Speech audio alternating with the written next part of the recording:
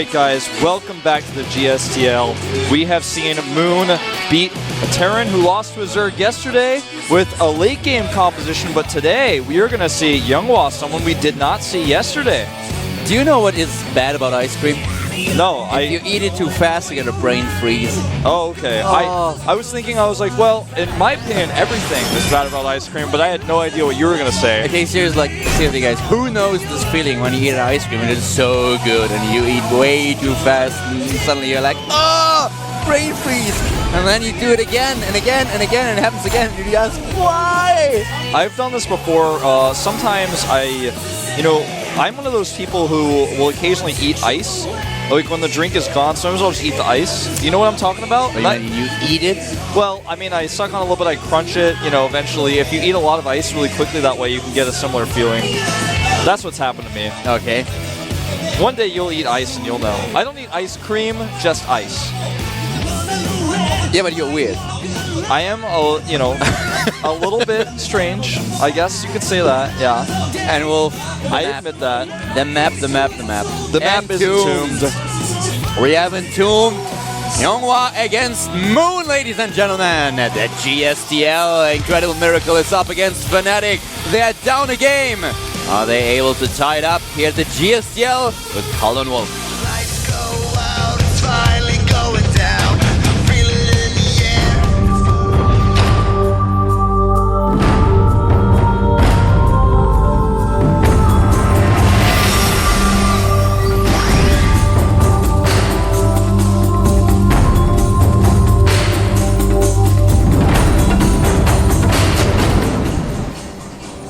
It is a Protoss player for Incredible Miracle. They are down a game and they are up against Moon right now. To the top left in the red, we have the Protoss player for Incredible Miracle.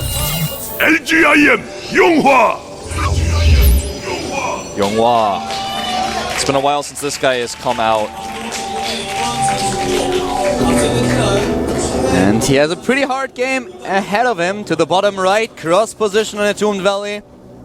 Former Warcraft 3 star, one of the best gamers in Warcraft 3. Fnatic Radical Moon. Arguably the best Warcraft 3 player there ever was. Him and Grubby, two amazing players in Warcraft 3. And now here is Moon at the GSTL, sitting in the booth, playing for Fnatic. And with another win against Yoda, and now up against Younghwa. Yoda has failed IM twice. If he were with Darth Vader, of course Yoda would never work with Darth Vader, but in this case he would say, "Don't disappoint me again," or something like that. You're just not really a Star Wars person, are you? I watched the movies and I actually like them, but I am not... How many times did you watch them? Just once? No, I think like 3 times. Okay. Well, we should watch them again sometime because, well, let's be honest, it's been a while since you've watched them, I think.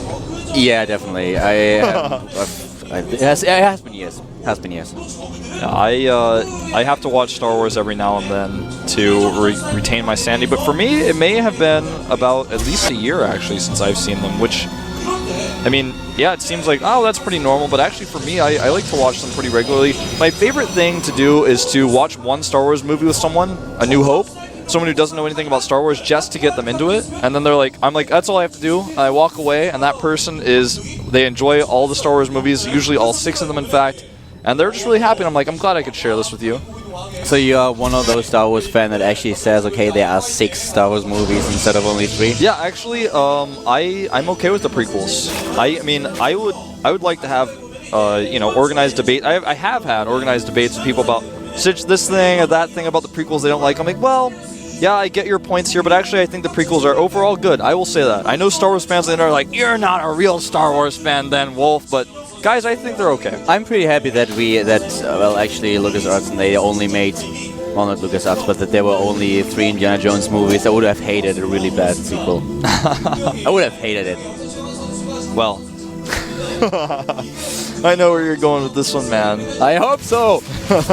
See, I probably feel the same way about Indiana Jones as you do Star Wars, because I've seen them, but it's been a while. I don't know all the references as well as other people, but Zergling gets denied here. He'll drop his core right on time. We have basically very standard openings here on Entombed Valley. Nothing out of the ordinary in the first few minutes of the game. To the top left, as mentioned, starts our LGIM player. With his fast expand, the wall-off is complete. There was no early aggression by Moon. He just continues to take his third base, as we've seen so often on Entombed. And the question is going to be, what exactly is Hyunghwa going to do? Probably taking a third base, but there is also the possibility that he tries to hit a 2-base timing attack and catch his opponent unaware. But as good as Moon used his information in the last few games that we've seen from him, I highly doubt that Hyunghwa is going to aim for a 2-base attack here. I think you're right. I mean, this is Entombed Valley. You don't have to do that here. By the way, he did see the third base of Moon with his probe, but the probe was killed, so he doesn't have a forward probe out on the map right now, and Moon has Zerglings on the watchtower. He's got one outside the ramp, one on the left hallway, and one where the fourth base of Hyunghwa will potentially be. So basically, there's no way a probe can sneak by, and we do see the tech choice. It's going to be Stargate. Which is pretty interesting to me, because with those positions that we have, and this is cross, we usually don't see a Stargate all this often. You see it occasionally when we have both players on one side of the map, but a Stargate in cross positions, it has been a while since I've seen this transition on Entombed Valley. Doesn't matter. Doesn't mean that it's bad though. It's a rare strategy these days. In fact, with the recent robotics builds, the Sentry play that we've seen, it makes this a lot more rare. I talked a little bit, by the way, about the PvZ on particularly this map with Nightend and with Todd last time after they played in the GSTL. We headed out and got some food and talked about Dokkan and just the game in general. And they agree that on this map a 2-base timing attack can be very, very strong, but on the other hand, as a Protoss you always want to get these those 3 bases. And it's so hard to pull it off on most of the other maps that are currently in the map pool, so they just said, why would you do it? Just go for the third. It's a safer option, and you can play a different style against Zerg. It's much more comfortable to play as a Protoss. So let's see if we're going to see this from the LGIM player as he adds his gateways now, though. We just see Moon adding 12 drones, and the Overlord has seen the 3rd and 4th gases, and he will show his Phoenixes now, only waiting for 2 before showing. 3rd one will pop out very soon. Meanwhile, Evolution Chamber is started immediately upon seeing this. Additional Queens being added as well with the lair coming up. Moon in a great defensive position here. He's going to continue to check for that 4th base. No Zergling speed, just now starting as I say that. We will see a 3rd base very, very soon from Hyunghwa, but he doesn't have a lot of units out right now. He only has 1 Stalker, 1 Sentry, and 3 Phoenixes, so basically he's only teching right now. But with these Phoenixes, he can keep his opponent a little bit preoccupied while he takes that 3rd base. He's going to take out 1 Overlord here. I don't think he'll be able to secure any additional kills with additional Queens popping out, but he's going to try. The lift will not succeed. You need 4 Phoenixes in order to kill a Queen with a lift, so he might just have to use another one, but yep, there it is. Use a lot of energy on those Phoenixes in order to take down the Queen, but another Queen will probably be queued up very soon as Queen number 2 is already being targeted, and this will be more successful. Yeah, the Queens were not together when this occurred, and it was impossible for them to be because of the way, the timing they came out. They came out for as soon as the Phoenixes were spotted, but he couldn't actually get them out. Oh, this Overlord may survive. He's just going to leave it alone. He screwed up a little bit when he lifted the 2nd Queen. With 4 Phoenixes available, he should have been able to kill it in 1 lift, but he needed 2, so he used a lot of energy here. Kills another one in the main base. Oh man, this Queen is working well. This Queen actually here, you know, sometimes I feel when you have Queens with Spore Crawlers out next to them, you shouldn't try to attack the Phoenixes with it. You're just going to lose your Queen. Instead, it's okay to trade 2 or 3 drones with all those lifts, because if you lose your Queen, you're going to lose a lot more injection, lose a lot more production. And if you just let him kill some of your drones, it sucks, but like he's using energy on that instead of your Queens. Now he's still, though, with his continued Queen production, has 3 Queens out. He's got a few Hydralisks on the way with Hydralisk range, so he will be able to ward these Phoenixes off. The question is, what's his next move going to be? Is he going to try to go for a big push with these Hydras? He's got drops on the way. Yeah, he's researching drop and he's researching speed, and this is very interesting to me. He's going to attack the 3rd base probably, just trying to drop in there. And with the Phoenixes on the map, this is really, really interesting to watch. And the one thing that Hyunghwa will not really, well, he will realize, okay, there's Overload speed, but this is not uncommon against Phoenixes. As soon as you see Phoenixes, you go for Overload speed, you try to make sure that there won't be too many Overloads killed. So he will not well, he might, but he will not necessarily make the connection between the Overlord speed and the drop play. We'll find out soon enough, though. The interesting thing is that there were so many queens that have been killed. I did not think that Youngwa would be able to take out this many. Yeah, that was really, really unexpected. It was well done. By the way, he's going to get one more. He's already got Colossus production started, and that's the most scary thing for Moon right now with this push, because he's doing it so far by ground. When his Overlord speed finishes, he can send his Overlords, and in fact, he's going to do it around the right side. Youngwa has nothing to spot for this, and I think you're exactly right. I think we're going to see him drop around the right side of the third base to avoid the cannons, avoid the wall-off. If he gets Hydras in there to pull the units back and attacks at the front with his Roaches, it's going to be pretty hard for Youngwa to hold. He hides his Overlords, and the thing is that Moon took a lot of damage during those early attacks of Youngwa.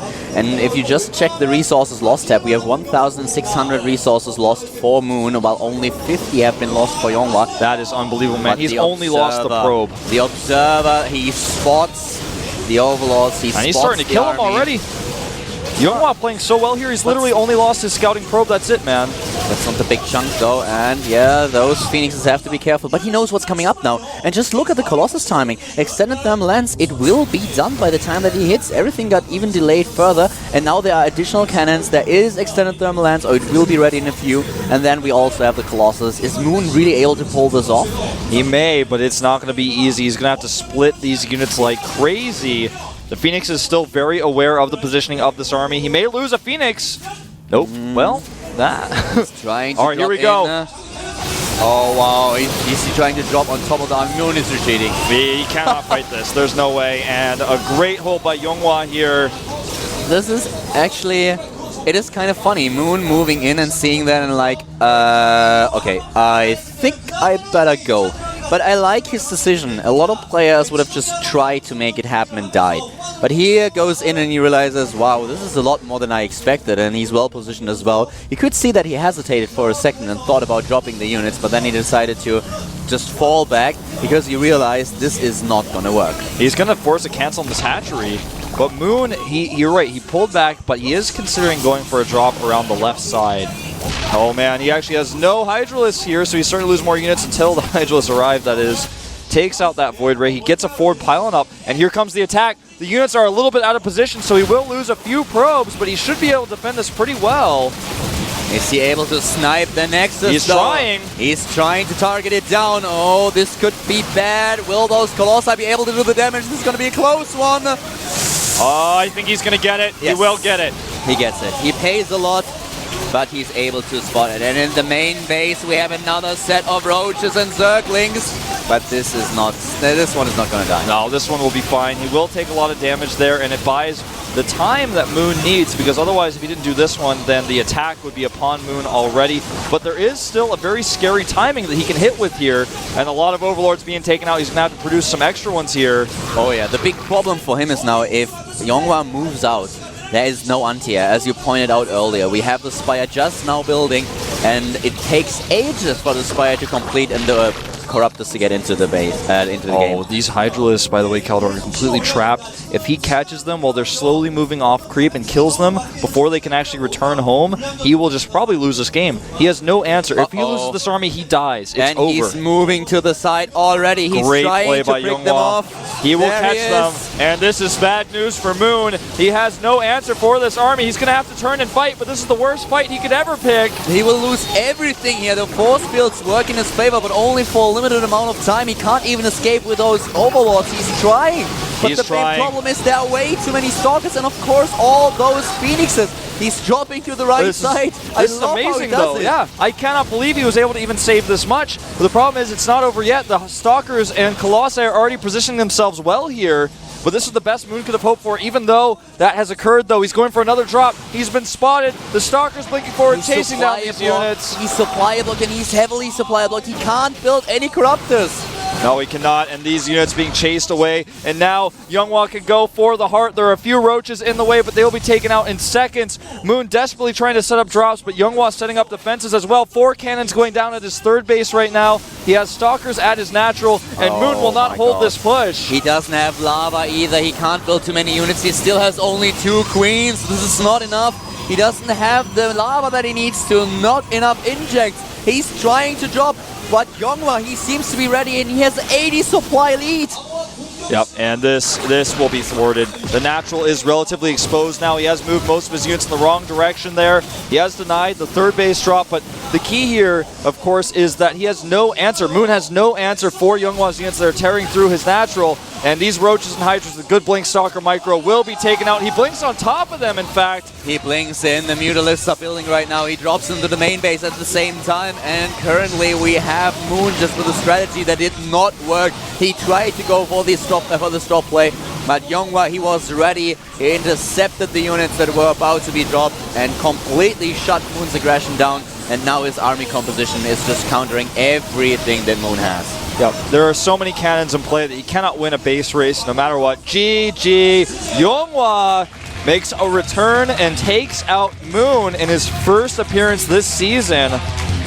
Great play by Younghwa there. Moon, you know, he played things. I think this is what happens a lot of times in this matchup when your opponent catches you off guard. Look at him. He catches you off guard with Phoenixes, he kills a bunch of your queens, and then suddenly you switch into Hydras, you overproduce them, and you're like, I gotta go for an attack, you know?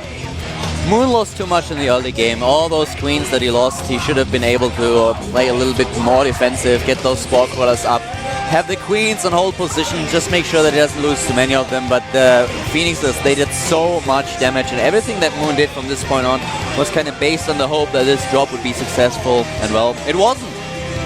Not even close, man. It was, I mean, basically, he tried to go, he hesitated for a second, he was like, I can't make this work. And he had to accept at that moment, when he pulled back with his Overlords, I'm going to be behind now. How can I try to catch up? How can I make these drops work? The reason why he did not retreat with his entire force and was trying to posture and look for openings where he could snipe something is he wanted to buy time. He knew exactly, okay, with the Colossus and extended thermal range done, if he moves out now, I have no answer. I need to get the Spire up.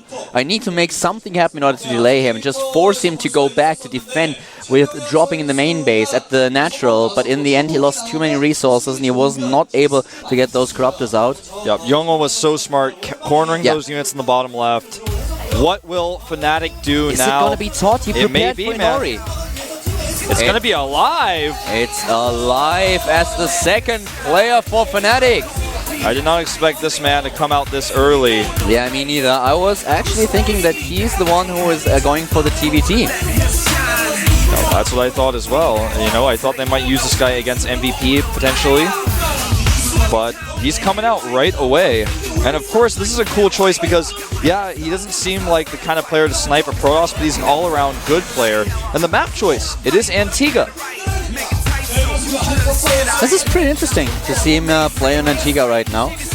He could have used the map also against the Zerg player, trying to save it up a little bit until you're facing a Zerg, but he decides to use it against the Protoss here. Yeah, this means that either Fnatic wants to use a Zerg later, most likely, or they feel that this is a really good map for Terran versus Protoss, or both potentially. You know, Alive may have practiced a lot of Terran versus Protoss strategies on this map for another reason, and now he's going to go ahead and use it here. So either way, the choice, while unusual, does make sense in some ways, and of course there's a reason for it. Yeah. And it's going to be very interesting to see how Alive is going to play this. The last time that we've seen him in the last team match, he lost. He was the last player that Fnatic chose and against Symbol, but Symbol won. So Alive trying to go for a TVP here instead of facing another Zerg player later on. Always something to remember is that Alive is a very strong all-around player. So to use him here means that this is not a snipe move. This is a, I think I'm good enough to beat him, but also they're going to have to be reluctant to put out a weak player against me because I'm so good. He's considered by many probably to be the ace of Fnatic right now. I mean, obviously Moon showed the best results in Fnatic's last match, but Alive is the player with, you know, the most results in the individual league. He just is. And the interesting thing about Alive is, while he states that he's most comfortable in TVT, the matchup against Protoss is actually, historically speaking, his best. Yeah. We saw it at IPL. He won IPL 4, and in the finals he had to face a Protoss player, and it was none other than Squirtle. Yeah. Exactly. You and I were there, man. We saw that tournament. And, oh yeah, we did. Well, let's see if Alive can take out Younghwa here on Antigua Shipyard. This is the 2012 Season 2 of GSTL, brought to you guys by Caldor and Wolf.